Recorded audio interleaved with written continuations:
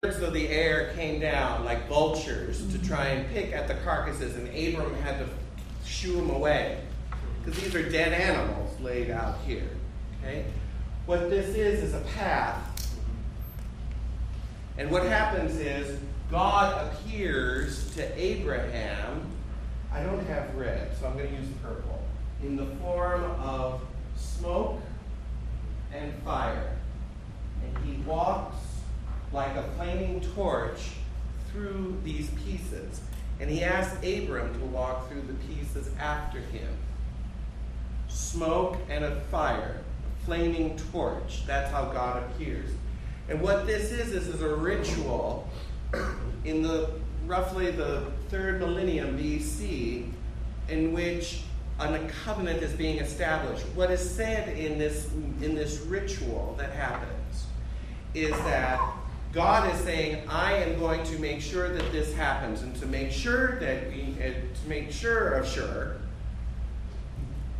I am hoping that if I break this covenant, that this will happen to me.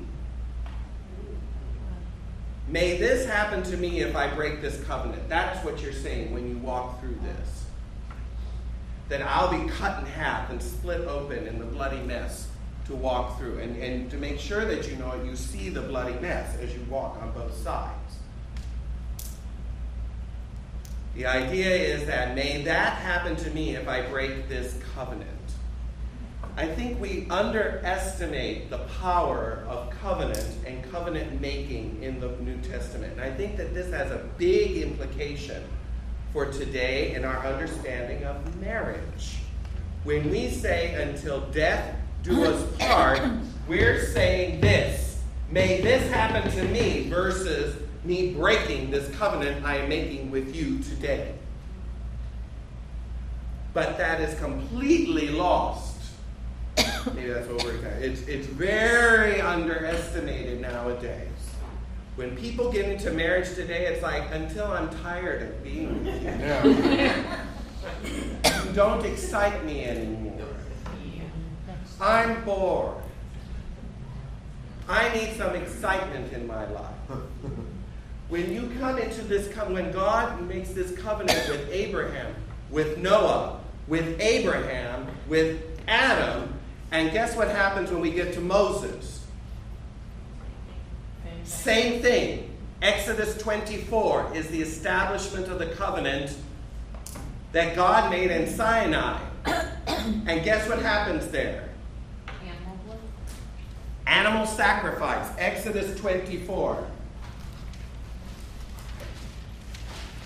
And this relates to the entire sacrificial system. And so, in a very indirect way, I'm answering your question, Marie. Exodus 24. And I saw that hand, Gina. I see that hand. By the way, is anyone starting to get cold? Yes. It's chilly. A little bit. Can we keep it on just a little bit longer and then turn it off maybe like in 5 minutes? Because it gets extreme. I just want to make sure everyone's comfortable and not too cold. Chapter 24 of Exodus, and he said to Moses, come up to the Lord, you and Aaron, Nadab and Abihu, and 70 of the elders of Israel, and worship afar off. Moses alone shall come near to the Lord, but the others shall come near, and the people shall not come up with him. And Moses came and told the people all the words of the Lord and all the ordinances, and all the people answered with one voice, all the words which the Lord has spoken, we will do it. Liars. And Moses wrote all the words of the Lord, and rose early in the morning and built an altar at the foot of the mountain, and 12 pillars according to the 12 tribes of Israel. And he sent young men of the sons of Israel who offered burnt offerings. You remember what Noah offered? Burnt offerings. That is when the whole animal is consumed. Okay? And sacrifice peace offerings of oxen to the Lord. And Moses took half of the blood, put it in basins, and half of the blood he threw against the altar. He took the book of the covenant. What do you think that is? 10 Commandments. 10 Commandments. And where were those written in Exodus? Exodus 20. So it was 4 chapters before. I give that man 3 tickets. So the covenant was already established 4 chapters ago. Right? Moses rereads it to them. And on hearing it, they all said, all that the Lord has spoken, we will do it. And we will be obedient. Yeah. Liars. And Moses took the blood. Look what he does. He took the blood and threw it upon the people. And said, behold the blood of the what? Which the Lord has made with you in accordance with all these words. What was Moses saying? You see what happened to these animals? See the blood that came from them? That's going to happen to you if you break the covenant.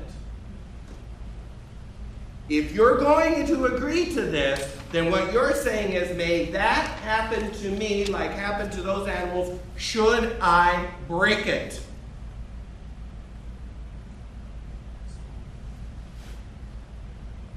Yes? Yes. Yep. Obviously, they didn't understand that. Oh, I think they did. But if they did, they would have broken the commandments. You would think that was true. They didn't have the grace. Human weakness. Yep. They didn't have At the the grace. time, they probably did. Holy Spirit. The Holy Spirit wasn't there. Not in his fullness. Not in his fullness, yes. They tried. They said they would follow. They can't even do manna. But could they even pick up the manna right? No. And Moses was gone too long, and they built the calf. I'm bored with this relationship. Huh? Huh? Oh, look at this shiny new thing that's come our way. Isn't that calf just pretty and all golden? Does this sound at all familiar to anyone? Apple. You know, I've been married for 25 years. I'm sick of the sight of you now. Right? Right? And so what do we do? Divorce.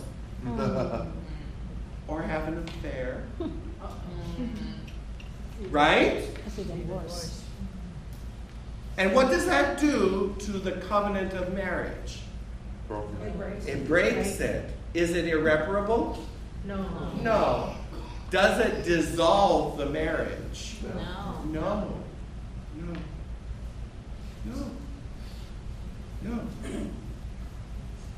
Because, remember, if it did, think about our relationship to God. If every time we sin, God said, I'm done with you. You are just been unfaithful to me once too often. By leave me in a heap of trouble. That's all I've got to say. This is why marriage is indissoluble. Even if one or both partners commits adultery, that does not dissolve the marriage. It wounds it.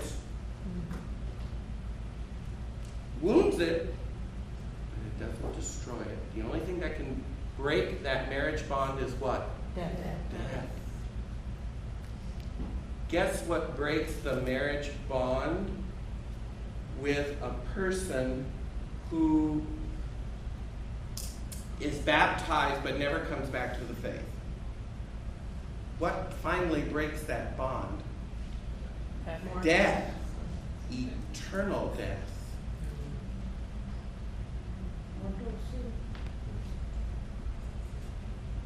See, God takes that covenant relationship very seriously. Well, I never entered any blood relationship to God.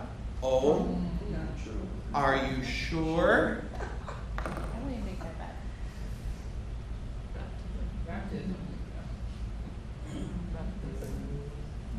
What is that? What is that? Baptism. What does baptism do? And you went through the You covenant. get into the covenant that way. You say, well, I was an infant. I didn't know. I didn't have a chance. I didn't have... Oh, no, small wonder. That's not going to work. No, no, no. Your parents pledge that they will follow up with that and raise you in the faith. Then there comes a certain point, if they've raised you properly, in which what happens? You get confirmed. Now you're responsible for your faith. And if that person never comes back to the faith again, God still is in covenant relationship with him or her. You understand that? And what's the only thing that's going to break that relationship? Death. And when we mean death, what do we mean? Eternal death. That's the only thing that will separate that person from God forever, is eternal death. Because sin has to have an answer. Somebody has to die. Well, what about all the saints in heaven? Weren't they big sinners? Say yes. Yes. Yes, every single saint was a sinner. All of their lives here on earth. All of them.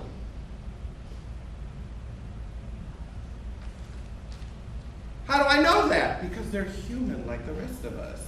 They never... Do you think that they stopped going to confession in their lifetimes? No. No. They went more, in fact. The closer you draw near to God, the closer you're going to need that sacrament of confession like you don't know.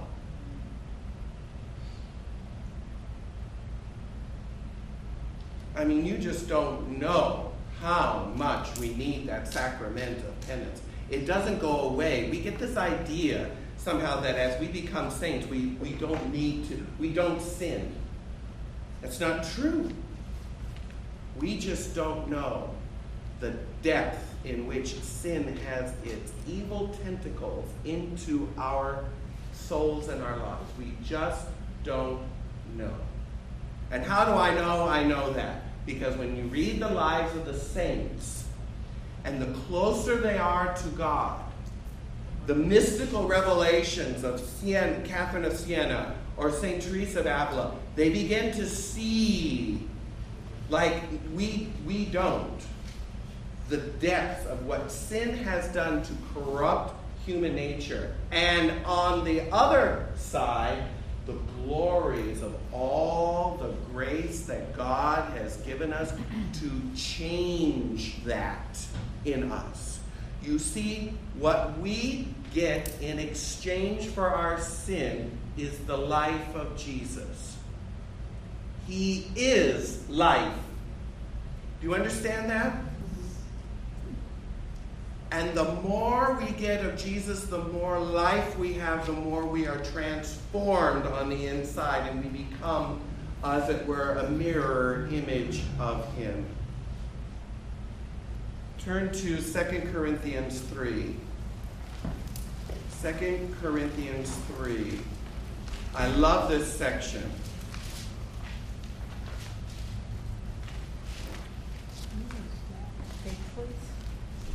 Page 151, if you have my Bible. I promise 2 more minutes. I'm going to stop, and then we're going to see how this relates to the messages of the churches. And I saw a few hands. Gina, you're one. All right? But this is all relevant to what we were talking about. Because the covenant of the Old Testament covenant, the sacrificial system that was established by Moses to help atone for sins, had to come to an end. Because Jesus is the ultimate sacrifice that came once for all to atone for all sins. We don't need animal sacrifices because they were never satisfactory to begin with. They only pointed them towards the ultimate sacrifice. So the temple had to cease in order for the new covenant to shine all the more. This is the message of the book of Hebrews chapter 8. But 2 Corinthians 3, I want you to see this. Verse 12. Since we have such hope, we are very bold, not like Moses, who put a veil over his face, so that the Israelites may not see the end of the fading splendor. You remember when God would meet with Moses? He would come back and his face shone like the sun because he was in the presence of the glory of God, and it would radiate out, and they would be afraid, so they make Moses wear a veil. So he would wear this veil so that they wouldn't be afraid to be near him, because he radiated the glory of God, and that frightened everyone. He says, we're not like that. But their minds were hardened, for to this day, when they read the old covenant, the same veil remains unlifted.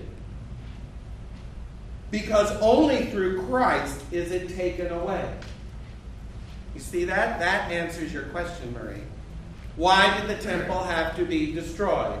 Because the old system could not save, and it did not save. Jesus came to save, and it is superior to the old system. The old system only points to the new. So it had to be replaced, taken out of the way for the new to be revealed. Yes, to this day, whenever Moses is read, a veil lies over their minds. But when a man turns to the Lord, the veil is removed. Now the Lord is the Spirit, and where the Spirit of the Lord is, there is freedom. Did you hear that? And we all, with unveiled face, beholding the glory of the Lord, are being changed into his likeness, from one degree of glory to another. For this comes from the Lord, who is the Spirit. Did you catch that? That is the spiritual life of Christians. That we are transformed into the image of Christ from one step to another. One degree of glory to another. And how do we do it? By beholding our Lord.